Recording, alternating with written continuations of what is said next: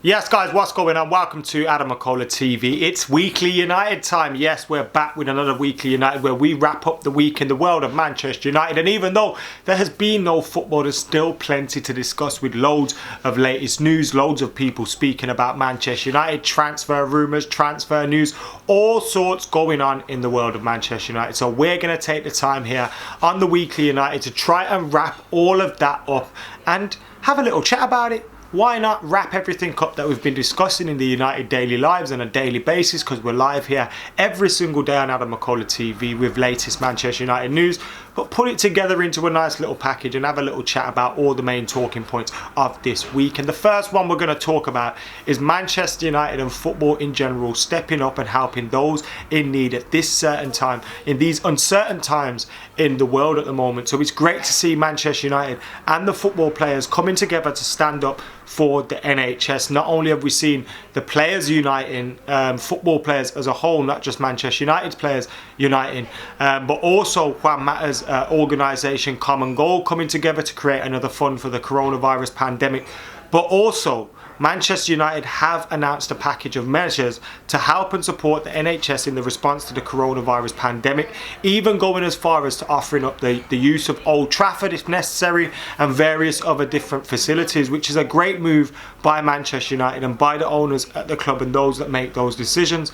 Now, unlike Spurs and Liverpool originally, who have since gone back on their decision, Manchester United will continue to be paying all of their non-paying staff, their full-time non-paying staff, while this uncertainty continues to go about. We don't know how long this is going to be, whether it's 2, 3, 4 months, but all those guys have been ensured their pay is going to continue, and United haven't had to furlough any of their staff. So that's great as well. Even though we all hate the Glazers and Ed Woodward and we can't stand what they stand for and the leeches that they are at Manchester United, at least they have got this right. That is good to see, and it's good to see football stepping up at a time in need for the likes of the NHS and people affected by the coronavirus. So well done to all of those concerned. Moving on from that though, and as every single weekly United seems to have, is a story about Paul Pogba. Now, Ole Gunnar Solskjaer is insisting Paul Pogba is still an important player for Manchester United. Now, we've heard a lot of reports in Italy saying Juventus are going to find it very difficult to sign the player, to raise the funds needed to keep Paul Pogba, or to get Paul Pogba back to the Serie A and back to Juventus. They may even have to sell 3-4 players, which is again very unlikely. There's even been talk about Dybala being involved in a deal, and we've already seen where that one has gone. Real Madrid continue to be linked with him, and the Spanish press are really heating things up and cranking things up in that regard. But there's nothing new as of yet, and you can't see how the Spanish and Italian clubs are going to respond to this coronavirus pandemic by spending more and more money, and especially spending as much money as Manchester United would want for Paul Pogba. We've still got the option to extend his contract by an extra year, like we've taken up with Timothy Fosu Mensah this week, which is obviously great to see as well. We've still got an option for an extra year on Paul Pogba's contract, so that fact means his value still remains quite high. And Manchester United now are in a position where no one's probably going to come forward with him. For him with the money that we want. So we're probably in a position where we can get Paul Pogba to sign a new deal. Now, if he signs a new deal at Manchester United and stays at the club and he's happy to get his head down and work for Manchester United, I think that's the best scenario that can come out of this situation. Of course, there's still that possibility that he leaves and that one of these teams raise enough funds to be able to sign him. But with such uncertainty as play, as we mentioned earlier on in the video, I can't see many clubs looking to spend 100, 120 million pounds on players, and United are probably one of the few that are able to do that. And Ole Gunnar Solskjaer has this week been speaking about how Manchester United have a brutal transfer plan, the Express put it as, to exploit financially stricken clubs. Now, it's not quite put it as brutally as that, but the word exploit is quite strong, and it's one that Ole Gunnar Solskjaer used, saying that, well, look, we're quite a wealthy club, we've got a lot of money, and we're going to be looking to be active in the transfer market, and there may be areas or clubs that we can exploit and give them the money that they're going to need at these kind of times, and take some of their players off their hands. Now, we kind of know that we're in for the shout of Jadon Sancho, especially with his future kind of being definitely away from Borussia Dortmund. Borussia Dortmund are open to selling him. It's just a matter of the price and, of course, what club he's going to go to. But Man United will be expected to be at the front of that. And not only can we exploit other clubs for players, but probably the fact that we're in this kind of situation is going to help us, like we've seen with Paul Pogba and possibly keeping him. So good to see that United are being a little bit ruthless in the matter. Look, it's business, it's football. Yes, you know, you can say it's unfair or it's a bit bullying, but you know, these clubs are going to need money after this finally is resolved. And Manchester United are probably going to be one of the clubs in a position to spend a little bit. I'm not saying we're going to be going out and spending 200, 300 million. You all know my opinions on that.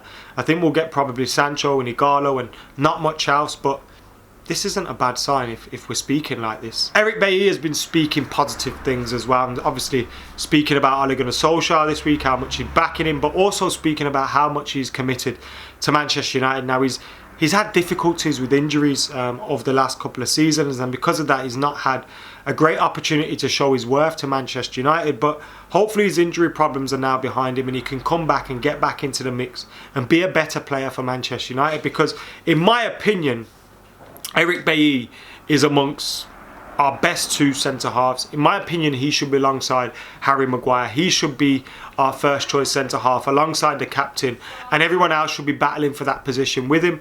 And it's great to hear him come out and commit his long-term future to Manchester United, which, although I'm sure he will commit his future, like, it's more of a question whether we keep him, do you know what I mean, at this kind of stage.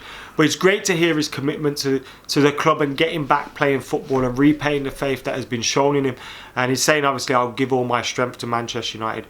I love that crazy guy. I love Eric Bailly, and I really hope these injury worries are behind him and he can settle in, settle down and become the player we know he can be, because I think he's, top two Manchester United centre-halves at the very least. United have completed a transfer this week. It's 16-year-old Radek Vitek, who's a goalkeeper from Czech Republic side Sigma Olomouc. Now, obviously one for the academy. We're already blessed with a lot of goalkeepers. When you're looking beyond the first team and De Gea and Romero and Lee Grant, you're looking at Dean Henderson's out on loan, Joel Pereira's out on loan. We've got many goalkeepers coming through the ranks and we're quite well stacked there. But obviously some people in the news this week on the United Daily Live were saying that, well, you know, this isn't a great sign. We're overloaded with goalkeepers. Well, no, goalkeepers going to have to be progressed. So our 18s goalkeepers going to start playing for the 23s more often. Who knows what happens with Lee Grant Romero? Maybe someone comes in and fills in on the bench. Dean Henderson's going to stay out on loan. Maybe Joel Pereira will as well, unless he comes and replaces Romero or Lee. So there's going to be a lot of shifting about with goalkeepers, and it may be a case that Radek Vitek was just too good not to sign up at this age, and United are getting ahead of the curve on that one. So I'm not reading too much into this. As a young lad, and it'll probably be in 2, 3, 4 years time or even longer when we look back and think, oh, I remember when we signed that lad, and we're seeing him either progressing at Manchester United and becoming a much better player, or going on elsewhere and fulfilling his potential there. Talking about fulfilling potential and possible players that could fulfill their potential at Manchester United, United's shopping list has been unveiled. That's the way the newspapers have put it. And Jadon Sancho, Jack Grealish and Jude Bellingham are deemed to be Manchester United's leading targets in this transfer window, and they are the key names on Ole Gunnar Solskjaer's transfer shopping list. Now, when you're looking at those names, Jadon Sancho is the one that stands out the most as that right winger that we're really sought after at the moment. We really need a right winger at Manchester United. Jack Grealish is that player that can come in and be another creative point in Manchester United's play. He can play on the left, the right, centrally. He can play even a little bit deeper if you wanted him to. Jude Bellingham, maybe he's being brought in as a defensive midfield option. You know, when you're looking at him and you're looking at Nemanja Matic, isn't getting any younger. Fred and McTominay, are they real, you know, out and out defensive midfield choices? Probably not. Jude Bellingham could come in and do that job on a short-term basis, while, you know, job share with Nemanja Matic and still learning the ropes and stuff. So it's an interesting shopping list coming from the Telegraph, so it's fairly reliable sources, but they've probably put 1, 2 and 3 together in terms of, oh, United are after Jadon Sancho, the link with Jack Grealish, and they've seen Jude Bellingham's parents at Carrington. So, you know, these lot must be on the shopping list, and it looks like United are pushing ahead with Jadon Sancho, trying to make that happen. I'm still not too sure over Jack Grealish. Is that one dependent on Paul Pogba or not? I would love it if it isn't, because that's a real sign of intent from Manchester United, and maybe it's a bad signal for Andreas Pereira and Jesse Lingard and those kind of guys. But if we're looking to bring in multiple options like that in those attacking and in those midfield areas, it'd be great for Manchester United going forward. We're just looking to dick teams every week, wouldn't we? 5-6 goals. But that's looking like Manchester United's leading targets, and I'm sure those are names that will continue to pop up in the Weekly United. You'll get latest developments as and when they happen on United Daily Live. So make sure you're hitting that subscribe button and pressing the notification so you get notifications when the videos and the uploads and the live streams all begin, because I've been told that some of the notifications aren't working. Also, you can now join AdamMcKola TV as well. We've been going for about 2 weeks with the memberships. We've now got over 20 members. I think we've got around 21 or 22 members at this moment in time. By the end of April, we're trying to hit 50. So if you can, join AdamMcKola TV to get a little bit extra out of the channel. You'll get exclusive content. You'll get extra features in terms of, we've got a Discord forum going on where we're having a little bit of a chat, and you can help mold content by deciding the videos, getting your questions in for Q&As, or getting your questions in for interviews like a few of the people did with the Kiko Makeda interview. So if you can, make sure you join in AdamMcKola TV and help and support the growth of the channel.